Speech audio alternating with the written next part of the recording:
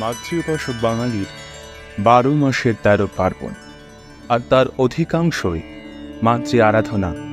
তা সে মাসিক ষষ্ঠী পূজা হোক, বা বারের লক্ষ্মী পূজা, বা শ্রাবণ মাসব্যাপী মনসা অর্চনা, বা অমাবস্যার কালী পূজা। প্রাচীনকাল থেকেই বাঙালি জাতির রন্ধ্রে রন্ধ্রে নিহিত আছে শক্তি উপাসনার বীজ। ঠিক তেমনি বৈশাখ মাসের পূর্ণিমাতে বঙ্গের বণিক সম্প্রদায়ে পূজিতা হন দেবী গন্ধেশ্বরী, যিনি চন্দনা আদি সকল প্রকার সুগন্ধির অধিষ্ঠাত্রী। এনার কৃপাতেই বঙ্গের গন্ধবণিক সম্প্রদায়ের বিপুল খ্যাতি প্রতিপত্তি একসময় ছড়িয়ে পড়েছিল সমগ্র বিশ্বের দরবারে। কিন্তু এই দেবী গন্ধেশ্বরী কে, আর কেনই বা বৈশাখ পূর্ণিমাতেই তার পূজা হয় বণিক সমাজে?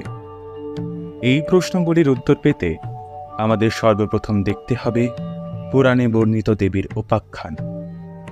সেই উপাখ্যান অনুসারে একদা অসুর দম্পতি সুভূতি ও তাপ্তি শিবের বরদানের দরুন এক ত্রিলোক বিজয়ী মহাশক্তিশালী অসুর পুত্র লাভ করে।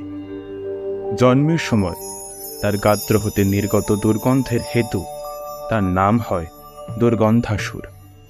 এরপর একদিন দুর্গন্ধাসুরের পিতা সুভূতি সুরূপা নামে এক বৈশ্যকন্যাকে অপহরণ করতে গিয়ে বৈশ্যগণের নিকট পরাজিত এবং অপমানিত হন।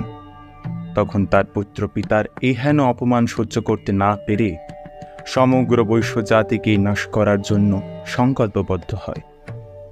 তারপর সে নিজ সৈন্যদের দ্বারা সুবর্ণবট নামক এক বৈশ্যকে হত্যা করে এবং তখন তার গর্ভবতী পত্নী চন্দ্রাবতী নিজ সন্তানকে রক্ষার্থে বনে পলায়ন করেন এবং সেই বনে বসুন্ধরার অংশজাতা এক কন্যাকে জন্ম দিয়ে মৃত্যুবরণ করেন। তারপর মহর্ষি কাশ্যপ সেই কন্যাকে খুঁজে পেয়ে তাকে নিজের আত্মজারূপে পালন করেন ও তার নাম রাখেন গন্ধবতী।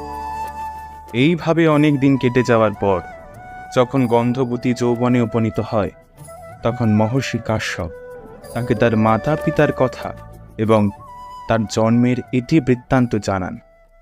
তারপর গন্ধবতী তার বৃত্তিহন্তা অসুরের বিনাশ কামনার্থে মহামায়া তপস্যাতে রত হন।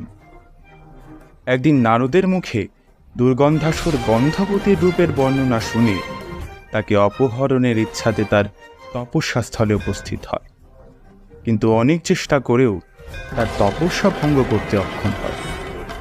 পরিশেষে সে গন্ধবতীর উপরে তার মুন্ডরে প্রহার করতে উদ্যত হলে গন্ধবতীর শরীর থেকে এক পীতবর্ণ অগ্নিজ্যোতি প্রকট হয়ে গন্ধবতীর মধ্যেই বিলীন হয়ে গেল।